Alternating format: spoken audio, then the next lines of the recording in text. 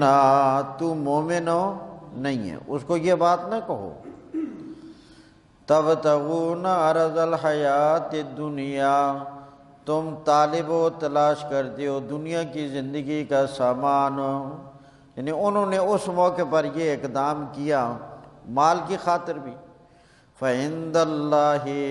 پس اللہ تعالیٰ کے یہاں مغانم کثیرہ، بہت زیادہ غنیمتیں ہیں۔ کذالک کنتم من قبل، تم بھی تو اس سے پہلے ایسے ہی تھے، تم بھی تو کافر تھے، جب تم نے ایمان کا اقرار کیا تو تمہیں مومن سمجھ لیا گیا۔ کذالک کنتم، اسی طرح تھے تم بھی، من قبل، اس سے پہلے، فمن اللہ علیکم، اللہ کریم نے تم پر احسان کر دیا، اللہ نے تمہیں مسلمان بنا دیا، تم اللہ کو ماننے والے ہو گئے، قرآن کو ماننے والے ہو گئے، نبی کو ماننے والے ہو گئے، اسلام پر آ گئے، اللہ نے یہ احسان کر دیا۔ فتبینوا، پس تم معاملے کی تحقیق کر لیا کرو، ان اللہ، بے شک اللہ تعالیٰ، کان بما تعملون خبیرا، جو تم عمل کرتے اس کی خبر رکھتا ہے۔ لا يستوي القاعدون من المؤمنین غیر اولی الضرر والمجاہدون فی سبیل اللہ۔ اس سے اگلی آیت میں اللہ کریم نے مجاہد اور غیر مجاہد کا فرق بیان کیا کہ ایک آدمی وہ ہے جو اللہ کے راستے میں اپنی جان بھی قربان کرتا ہے اور اپنا مال بھی اللہ کے راستے میں قربان کرتا ہے، اور ایک آدمی وہ ہے جس کو جہاد میں جانے کے لیے، کافروں کے مقابلے میں جنگ کرنے کے لیے کوئی عذر، کوئی مانع پیش نہیں ہے، مگر اس کے باوجود وہ جہاد میں شریک نہیں ہوتا، تو ان دونوں کا درجہ ایک نہیں ہے، ان دونوں کا درجہ جدا جدا ہے۔ جو آدمی اپنی جان بھی اللہ کے راہ میں لگا رہا ہے، اپنا وقت بھی قربان کر رہا ہے، اپنا مال بھی قربان کر رہا ہے، اللہ تعالیٰ کے نزدیک اس آدمی کی فضیلت اور اس کا مقام بہت زیادہ ہے۔ لا یستوی القاعدون، نہیں برابر بیٹھ جانے والے، من المؤمنین، مومن، یعنی بیٹھ جانے والے سے مراد ہے جہاد سے بیٹھ جانے والے، پیچھے رہ جانے والے۔ لا یستوی القاعدون، نہیں برابر بیٹھ جانے والے جہاد سے، من المؤمنین، مومن، غیر اولی الضرر، جو معذور نہ ہوں، غیر نہ ہوں، اولی والے، ضرر من ضرر مراد معذور، جو معذور نہ ہو، معذور جو ہیں ان کو تو اللہ تعالیٰ کی طرف سے رخصت اور اجازت ہے۔ غیر اولی الضرر، جو معذور نہ ہوں، والمجاہدون، اور وہ لوگ جو جہاد کرے اللہ کے راستے میں، بے اموالہم، اپنے مال کے ساتھ، وانفسہم، اور اپنی جانوں کے ساتھ، اپنا مال بھی قربان کرے، اپنی جان بھی قربان کرے۔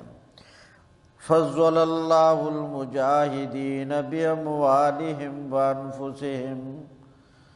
فضیلت دے دی ہے اللہ نے، فضیلت دینے والا بھی اللہ۔ فضل اللہ، فضیلت دے دی ہے اللہ نے، المجاہدین، ان جہاد کرنے والوں کو جنہوں نے جہاد کیا اللہ کے راہ میں اپنے مالوں کے ساتھ اور اپنی جان کے ساتھ، علی القائدین، جہاد سے پیچھے رہ جانے والوں پر، یعنی اللہ نے مجاہدین کو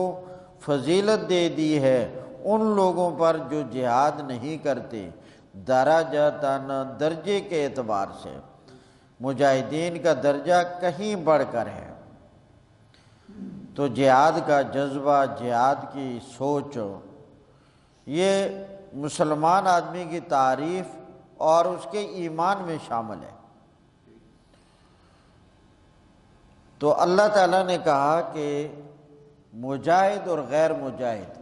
درجے کے اعتبار سے اللہ کے ہاں برابر نہیں۔ مجاہد کا درجہ اللہ کے ہاں بہت بڑا ہے، فضل اللہ نے فضیلت دے دی ہے، مگر خیر ثواب وہ تو دونوں ہی کے لیے ہے۔ جو جہاد میں شریک نہیں ہوتا اللہ تعالیٰ کے ہاں مقبول تو وہ بھی ہے، نیکیاں اس کی بھی ہیں، مسلمان وہ بھی ہے، مرنے کے بعد اچھا بدلہ اسے بھی ملے گا، مگر دونوں کے درجہ میں، دونوں کے مقام میں، دونوں کی نعمتوں میں اللہ کے ہاں فرق ہوگا۔ وَكُلًّا اور ہر ایک سے مراد ہے چاہے وہ مجاہد ہو چاہے وہ مجاہد ہو نہ ہو۔ وعد اللہ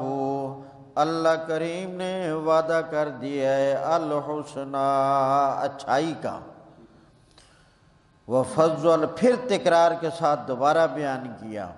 ہیں، تو اچھائی دونوں کے لیے، دونوں نیک ہیں، دونوں مسلمان ہیں، دونوں اللہ کے پیارے ہیں، دونوں کو اچھا بدلہ ملے گا۔ وفضل اللہ المجاہدین فضیلت دے دی ہے اللہ نے جہاد کرنے والوں کو، علی القائدین بیٹھ جانے والوں پر، اجرا عظیما بہت بڑے اجر کی۔ اور وہ بڑا اجر کیا ہے؟ درجات منہ اللہ کی طرف سے درجے ہوں گے، مقامات ہوں گی، عزتیں ہوں گی، ومغفرتاً اور اللہ کی طرف سے معافی، مغفرت اور بخشش ہوگی، ورحمتاً اور اللہ کریم کی طرف سے رحمت ہوگی، اللہ گناہ معاف کر دے گا، مغفرت ہے، اور اللہ نعمتوں سے نوازے گا، رحمت ہے۔ وَكَانَ اللَّهُ غَفُورًا رَحِيمًا ہے اللہ تعالیٰ بخشنے والا، رحم کرنے والا ہوں۔ پہلے بھی مغفرت کا ذکر آیا اور رحمت کا ذکر آیا، تو اس لیے پھر اللہ کی دو صفتیں ذکر کی گئیں۔ وَكَانَ اللَّهُ غَفُورًا اللہ بخشنے والا ہے، رحیمًا اور اللہ رحم کرنے والا ہے۔ ان الذین توفاهم الملائکۃ یہاں سے آگے اللہ تعالیٰ نے ہجرت کی فضیلت، ہجرت کا مقام اور ہجرت کرنے کا درجہ بیان کیا ہے، اور اللہ کریم نے یہ حکم دیا ہے کہ اگر تمہیں کسی جگہ میں اسلام پر عمل کرنا مشکل ہو، دین پر عمل کرنا مشکل ہو، ایسی جگہ میں ہو، تو تم اس جگہ کو چھوڑ دو، ایسی جگہ میں چلے جاؤ جہاں تمہارے لیے دین پر عمل کرنا آسان ہو۔ ایک ہے دارالاسلام، مسلمانوں کا ملک ہو، مسلمانوں کا علاقہ ہو، تو وہاں انسان کے لیے اسلامی احکامات پر عمل کرنا، دین پر عمل کرنا آسان ہے۔ اگر کوئی ایسی جگہ ہو کہ جہاں دین کے ضروری احکامات، فرائض، ارکان اسلام، ان پر ہی عمل کرنا انسان کے لیے مشکل ہو، حلال و حرام کی تمیز نہ رہے، تو اللہ کریم کا حکم ہے کہ تم اس جگہ کو چھوڑ دو، ایسی جگہ میں چلے جاؤ جہاں تمہارے لیے دین پر عمل کرنا آسان ہو۔ ایسا نہ ہو کہ مرنا تو ہے ہی ہے، جب تمہاری موت کا وقت آئے، فرشتے آئیں تمہاری روح نکالنے کے لیے، اور اس وقت وہ خوفناک معاملہ کریں، شدت والا معاملہ کریں، سختی والا معاملہ کریں، اس وقت تمہیں خوف ہو، ڈر ہو کہ یہ ہمارے ساتھ کیا ہو گیا، اور اس وقت تم جانے کے لیے تیار نہیں ہوگے، اور ملائکہ تم سے پوچھیں گے بتاؤ تم مسلمان کہلانے کے باوجود یہاں دین کے کن چیزوں پر، کن احکام پر، کن مسائل پر عمل کرتے رہے؟ کیا کرتے تھے تم؟ اور اس وقت اگر جواب میں یہ کہا جائے کہ ہمارا تو دل کرتا تھا کہ ہم دین کے حکموں پر عمل کریں، مگر ہم کمزور تھے اور ہمیں لوگ عمل کرنے نہیں دیتے تھے، تو اللہ تعالیٰ کے فرشتے پھر کہیں گے کیا اللہ نے زمین اتنی تنگ بنا دی تھی؟ زمین اتنی تنگ بن گئی تھی تمہارے لیے وہاں سے جا کر کوئی ایسا علاقہ، کسی ایسی جگہ میں رہنا ممکن نہ تھا کہ تم وہاں اللہ تعالیٰ کے حکموں پر عمل کرتے؟ تو گویا کوئی آدمی یہ کہے جب کہ اس کو جانے کا اور ہجرت کرنے کا اختیار ہو، قدرت ہو، تو اس کا یہ عذر قابل اعتبار نہیں کہ میں ایسی جگہ میں تھا جہاں میرے لیے عمل کرنا مشکل تھا، یہ کوئی عذر نہیں۔ زمین بڑی وسیع ہے، اللہ کریم فرماتے تم کسی اور جگہ چلے جاتے، ہم تمہیں جگہ بھی دیتے، ہم تمہیں رزق بھی دیتے، جہاں رہ رہے ہو یہ جگہ بھی اللہ کی ہے اور یہاں بھی تمہیں اللہ دے رہا ہے، تم دوسری جگہ چلے جاتے تمہیں جگہ بھی ملتی اور تمہیں رزق بھی اچھا ملتا۔ جیسے مکہ مکرمہ سے مسلمان ہجرت کر کے گئے، اللہ کریم نے مدینہ میں ٹھکانہ بھی دیا، جگہ بھی دی، اور اللہ نے رزق بھی بڑا کھلا دیا۔ تو اس لیے یہ تو ایک عام کفر اسلام کے مقابلے کی بات ہے، لیکن اگر کوئی مسلمانوں کا علاقہ بھی ایسا ہو کہ پورے علاقے میں بدعات ہو، حرام اس زمین پر چھا جائے، اور کوئی آدمی وہاں اس حرام پر بھی نہ چلتا ہو اور ان بدعات سے بھی بچنا چاہتا ہو، مگر بچنا ممکن نہ ہو، اس کی چاہت، اس کو سمجھ ہو بات کی، تو اگر اس کے لیے وہاں زندگی گزارنا مشکل ہے تو اس کے لیے بھی یہی حکم اور مسئلہ ہے، وہ اس جگہ کو چھوڑ دے، کسی ایسی جگہ چلا جائے جہاں اس کو سنت پر عمل کرنے میں آسانی ہو اور دین پر چلنے میں آسانی ہو، حرام سے بچنا ممکن ہو۔ یہ کئی مرتبہ لوگ جو کاروبار کے لیے، روزی کمانے کے لیے بیرون ملک جاتے ہیں، غیر مسلم ممالک میں جاتے ہیں، اگر یہ لوگ وہاں جا کر اپنے دین کی حفاظت کر سکیں اور دین پر رہ سکیں اور دین پر عمل کر سکیں تو ان کے لیے جانے میں کوئی حرج نہیں، مگر جہاں جانے میں پیسہ تو آ جائے مگر دین نہ رہے، پیسہ تو آ جائے مگر دینی احکامات پر عمل نہ رہے، ایسے لوگوں کے لیے پھر رزق کے لیے جانا جائز نہیں ہے ایسی جگہ۔ ان الذین، بے شک وہ لوگ، توفاہم الملائکہ، جن کی روح قبض کریں گے فرشتے، توفا روح قبض کرنا، جان نکالنا، ظالمی انفسہم، جنہوں نے اپنی جانوں پر دنیا کے اندر ظلم کیا، یعنی اسلامی احکامات پر عمل نہ کیا، دین پر عمل نہ کیا۔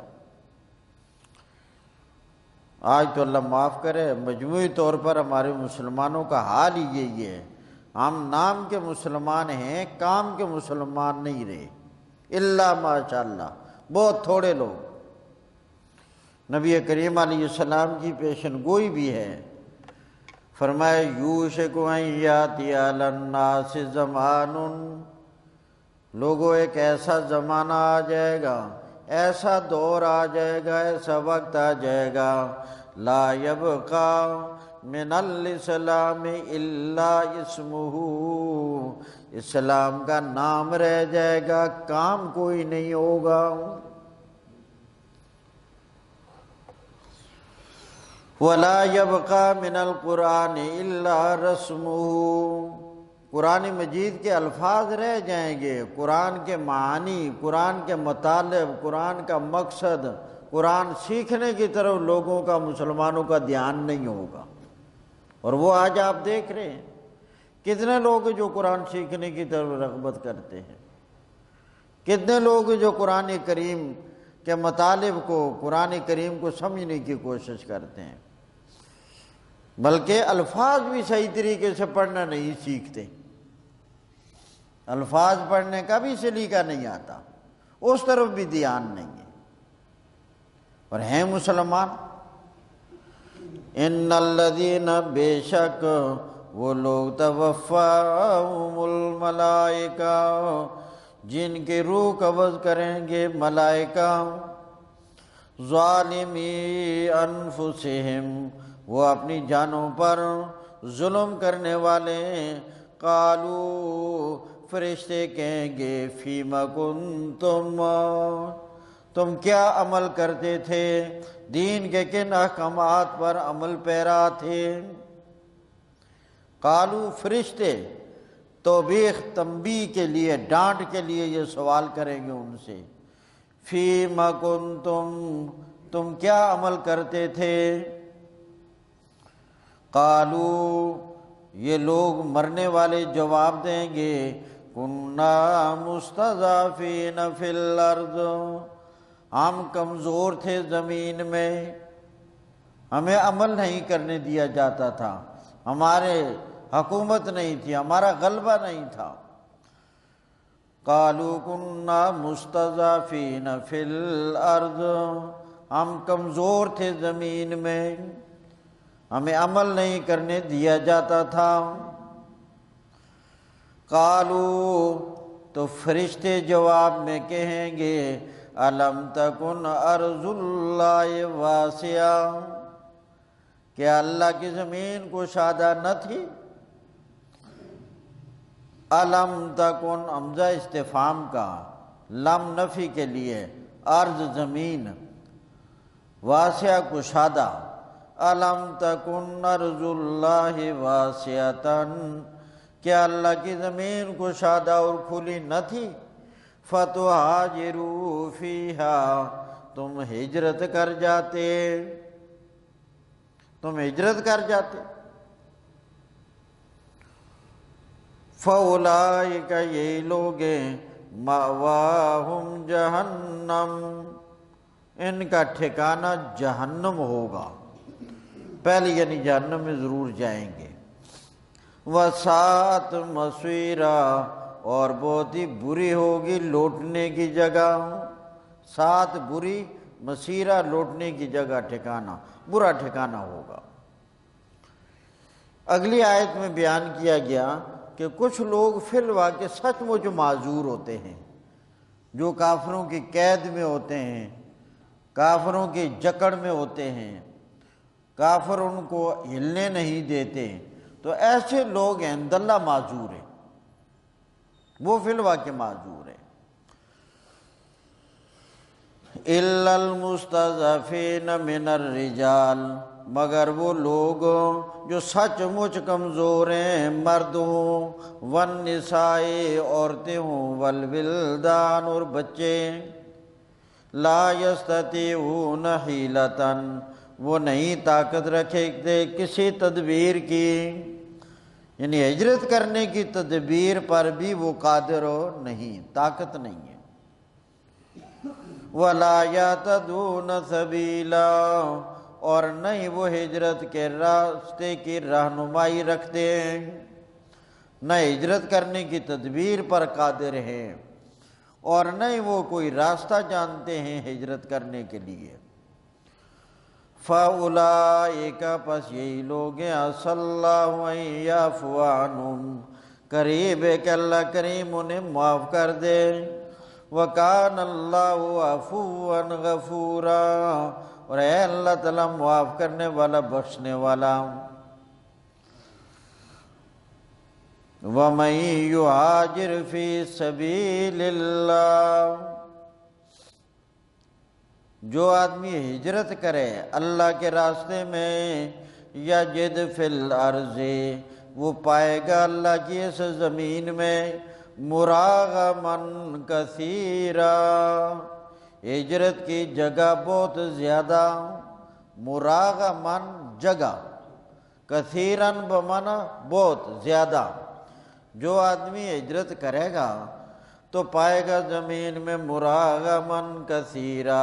ہجرت کی بہت زیادہ جگہ۔ وسعتن، اور مالی اعتبار سے بھی بڑی وسعت اور کشائش پائے گا، کشادگی ملے گی، اللہ مال سے بھی بہرور کرے گا، زیادہ مال عطا کرے گا۔ وَمَن يَخْرُجْ مِن بَيْتِهِ مُهَاجِرًا إِلَى اللَّهِ، جو نکلے اپنے گھر سے ہجرت کرتے ہوئے اللہ کی طرف، یعنی اللہ کے دین کی طرف، وَرَسُولِهِ، اور اللہ کے رسول کی طرف، ثُمَّ يُدْرِكُ الْمَوْتَ، اور پھر اس کو راستے ہی میں موت آ جائے، فَقَدْ وَقَعَ أَجْرُهُ عَلَى اللَّهِ، پس تحقیق اس کا اجر اللہ کے ذمہ ثابت ہو گیا۔ جو آدمی ہجرت کی نیت سے چل پڑا اور وہ ہجرت والے ٹھکانے مقام جگہ تک نہیں پہنچا، اس سے پہلی اس کی وفات ہو گئی، تو اللہ تعالیٰ کے ہاں وہ ناکام نہیں، بس یوں سمجھو کہ اس کو ہجرتی کا ثواب ملے گا۔ جس طرح حاجی کے بارے میں رسول اللہ صلی اللہ علیہ وسلم کا ارشاد، جو آدمی حاج کرنے کے لیے نکلا اور حاج کے دوران پورے احکامات اس نے ادا نہیں کیے، وہ فوت ہو گیا، فرمایا قیامت کے دن جب وہ اٹھے گا تو احرام کی حالت میں اٹھایا جائے گا۔ رسول اللہ صلی اللہ علیہ وسلم کے زمانے میں ایک آدمی حج کے سفر میں گر کر فوت ہو گیا، تو نبی علیہ السلام نے فرمایا اس آدمی کو ایسے ہی احرام کے ساتھ ہی دفن کرو، جب یہ قیامت کے دن اٹھے گا تو احرام ہی کی حالت میں تلبیہ کہتے ہوئے اٹھے گا۔ اب اس نے حج کیا تو نہیں، مگر جب چل پڑا احرام کی حالت میں تھا، بس یوں سمجھو گویا حاجی ہو گیا۔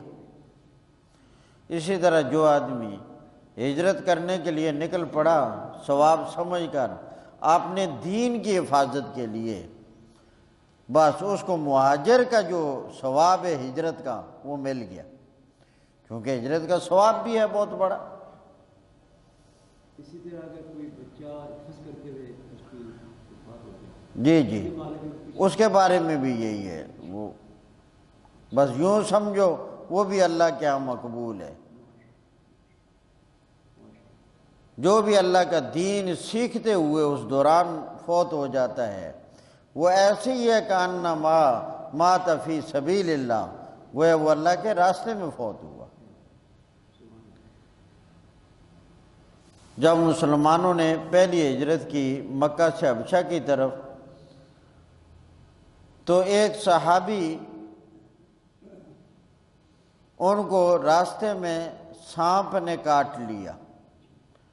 اور وہ راستے ہی میں فوت ہو گئے۔ ایک قول کے مطابق یہ آیت نازل بھی اسی کے بارے میں ہوئی ہے کہ جو آدمی ہجرت کے سفر میں فوت ہو جائے، بس یوں سمجھو گویا وہ ہجرت کر گیا، اس کا جو ثواب اللہ نے ہجرت کر لینے پر دینا تھا وہ ثواب اسے مل گیا۔ رسول اللہ صلی اللہ علیہ وسلم کے سب سے پہلے میزبان مدینہ طیبہ کے اندر حضرت ابو ایوب انصاری رضی اللہ تعالیٰ عنہ، یہ جب جہاد کے سفر میں نکلے، حضرت ابو ایوب انصاری رضی اللہ تعالیٰ عنہ جب جہاد کے سفر میں نکلے تو ان کی موت کا وقت قریب آ گیا۔ اسی سفر کے دوران تو انہوں نے اس وقت جب یہ اندازہ لگا لیا کہ شاید میں بچوں نہ، شاید میں فوت ہو جاؤں، تو دو وصیتیں کی۔ ایک وصیت یہ ابھی منزل مقصود تک نہیں پہنچے تھے، ایک وصیت یہ کی کہ اگر میں اپنی منزل مقصود تک پہنچنے سے پہلے فوت ہو جاؤں تو مجھے یہاں نہیں دفن کرنا، جو مجاہدین کی آخری منزل ہے جہاں یہ جانا چاہتے ہیں، ہم جا رہے ہیں، مجھے اس جگہ میں جا کر دفن کرنا ہے۔ ایک وصیت یہ فرمائی، اور دوسری وصیت یہ فرمائی کہ میری نماز جنازہ یزید پڑھائے۔ یہ دو وصیتیں کس نے کی تھیں؟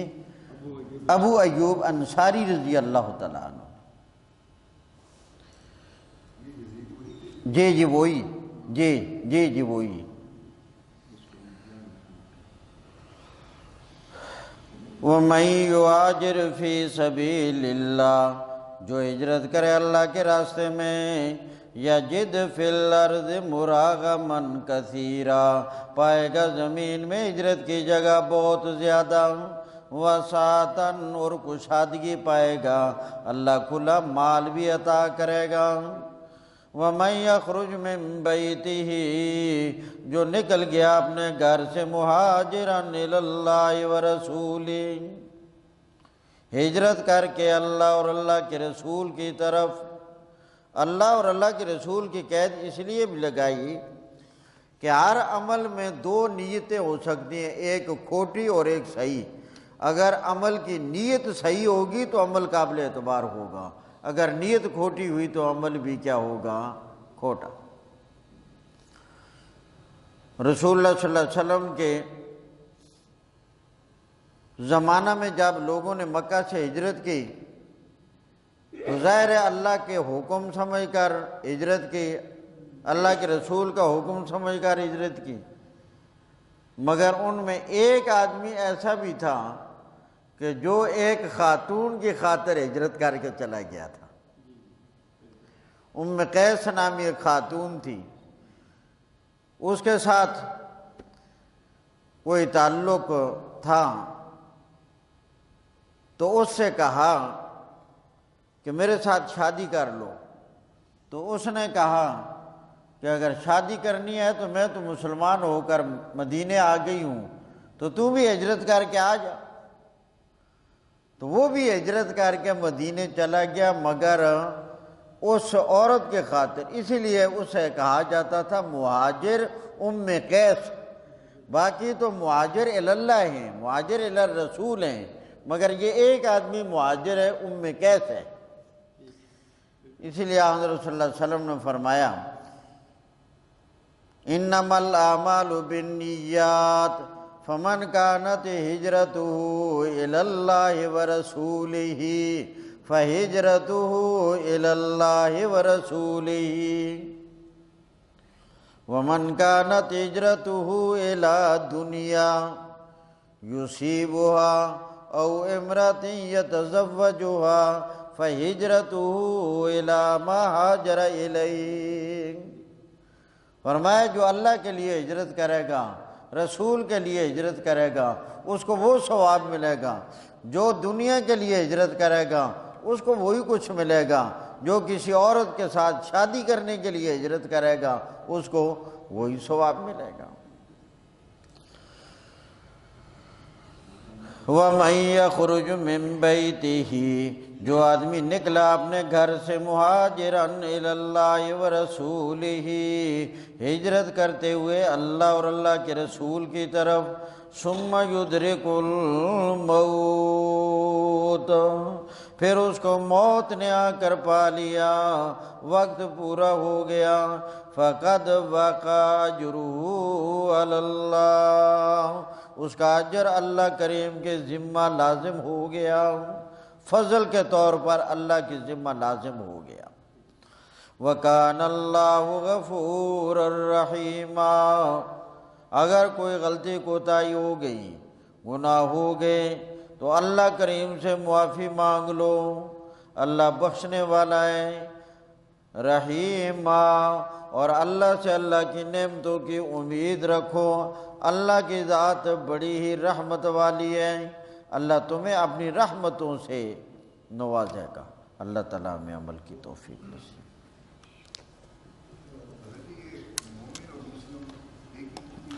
ایک ہی چیز ہے، تھوڑا سا فرق ہے، ویسے بولا جائے تو جو مومن ہے وہی مسلمان ہے، جو مسلمان ہے وہی مومن ہے، ایک دوسرے پر بولا جا سکتا ہے، مگر اسلام اور ایمان میں تھوڑا سا فرق ہے۔ وہ فرق یہ ہے کہ ایمان نام ہے دل کے فعل کا، اور اسلام نام ہے ظاہری اعمال کرنے کا۔ اسی لیے بخاری شریف کتاب الایمان میں آپ نے باقاعدہ حدیث پڑھ لی ہے، گزر گئی ہے کہ حضرت جبرائیل علیہ السلام نے رسول کریم صلی اللہ علیہ وسلم سے 5 سوالات کیے، اور اس حدیث کا نام ہی حدیث جبریل ہے۔ ان 5 سوالات میں سے ایک سوال ایمان کے بارے میں کیا، ایمان کیا چیز ہے، اور دوسرا سوال اسلام کے بارے میں کیا کہ اسلام کیا چیز ہے۔ تو نبی علیہ السلام نے ایمان کے سوال کا جواب اور دیا اور اسلام کے سوال کا جواب اور دیا۔ تو حضرت جبرائیل کا ایمان کے بارے میں الگ سوال کرنا اور پھر اسلام کے بارے میں الگ سوال کرنا، اس بات کی دلیل ہے کہ ایمان اور اسلام میں فرق ہے، اور نبی علیہ السلام نے دونوں کا جواب بھی الگ الگ دیا۔ جواب سے بھی معلوم ہو گیا کہ دونوں کا درمیان فرق ہے، دونوں الگ الگ ہیں۔ تو ایمان نام ہے دل کے فعل کا، یہ دل میں ہوتا ہے، اور اسلام نام ہے ظاہر اعمال کرنے کا۔ تو ایمان ہے یہ مقتضی، اور اسلام اور دینی احکامات سارے یہ اسلام اور مقتضا، یعنی ایمان کی کچھ تقاضے ہوتے ہیں۔ تو ایمان ہو گیا ایمان، اور ایمان کے تقاضوں کا نام ہے اسلام۔ قرآن کریم میں اللہ تعالیٰ نے ارشاد فرمایا کہ کچھ لوگ آئے نبی علیہ السلام کے پاس، قالت الاعراب آمنا، کچھ دیہاتی آئے اور آ کر کہنے لگے ہم ایمان لے آئے۔ قل لا تقولوا آمنا، میرے پیارے پیغمبر آپ ان سے یہ کہہ دیں، یوں نہ کہ ہم ایمان لے آئے، یوں کہہ دیں ولیکن قولوا اسلمنا، کیونکہ وہ ظاہری اعمال کرتے تھے، نمازیں پڑھتے تھے، روزہ رکھتے تھے، ظاہری اعمال کرتے تھے مسلمانوں کے ساتھ۔ وَلَمَّا يَدْخُلِ الْإِيمَانُ فِي قُلُوبِكُمْ، ابھی تک تمہارے دلوں میں ایمان داخل ہوا ہی نہیں۔ تو معلوم ہوا کہ ان لوگوں کو اللہ کریم نے ایمان کا دعویٰ کرنے سے روکا، اسلام کا کہا کہ یہ کہہ سکتے ہو زیادہ سے زیادہ۔ تو معلوم ہوا کہ ایمان نام ہے دل کے فعل کا، اور اسلام نام ہے ظاہری عمل کرنے کا۔ بخاری کی حدیث آپ نے پڑھی ہے، ایک جنازہ گزر رہا تھا تو ایک آدمی نے قسم اٹھا کر کہہ دیا یہ مومن ہے۔ رسول اللہ صلی اللہ علیہ وسلم نے فرمایا قسم اٹھا کر اس کے مومن ہونے کی خبر تم نہ دو، تم نہ قسم اٹھاؤ، اگر کہنا ہے تو یوں کہہ دو قسم اٹھا کر یہ مسلمان ہے، کیونکہ ایمان نام ہے دل کے فعل کا، اور تم دل کے فعل پر کیسے قسم اٹھا سکتے ہو؟ تم تو اس پر قسم اٹھاؤ گے جس کا تمہیں علم ہے، اور وہ ظاہری اعمال کرنے کا نام ہے، لہذا تم ظاہر کو دیکھ کر اس پر قسم اٹھاؤ۔ اس سے بھی معلوم ہوا کہ ایمان الگ چیز ہے، اور مگر لازم ملزوم ہونے کے اعتبار سے ایک دوسرے کے بغیر گزارا نہیں ہے۔ ایمان جہاں ہوگا وہاں اسلام ضرور ہونا چاہیے، کیونکہ ایمان ہو اسلام نہ ہو تو یہ اس سے تو ناکامی ہوتی ہے۔ ضروری ہیں، کسی چیز کے فرق ہونے سے یہ لازم نہیں آتا کہ وہ ایک دوسرے کے لیے ضروری ہو نہ ہو، بلکہ بعض اوقات ہم ایک چیز کو بہت ہی چھوٹا بھی سمجھیں مگر وہ بہت زیادہ ضروری ہوتی ہے۔ دنیاوی اعتبار سے اس کی ایک مثال سمجھاتا ہوں، کروڑوں روپے کی گاڑی ہو، کروڑوں روپے کی، اور 5 روپے کی اس کے ٹائر میں ہوا نہ ہو تو کروڑوں بیکار ہیں۔ وہ کروڑوں تب کارآمد ہیں جب کہ وہ 5 روپے کی ہوا اس میں ہوگی۔ اب کروڑوں روپے کی گاڑی سے یہ لازم نہیں آتا کہ 5 روپے والی ہوا کی ضرورت نہیں ہے، اس کے بغیر وہ کروڑوں بھی بیکار ہیں۔ تو ایمان بھی تب ہی کامل اور مکمل ہوگا جب ساتھ اس کے تقاضے اسلام پر عمل ہوگا۔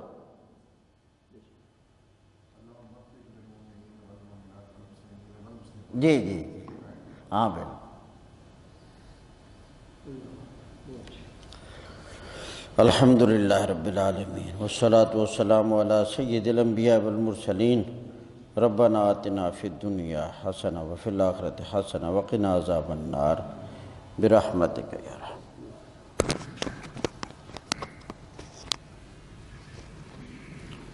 کل کے رکوع میں بھی ذرا مسائل خوب ذہن اچھا تازہ کر کے آنا ہے.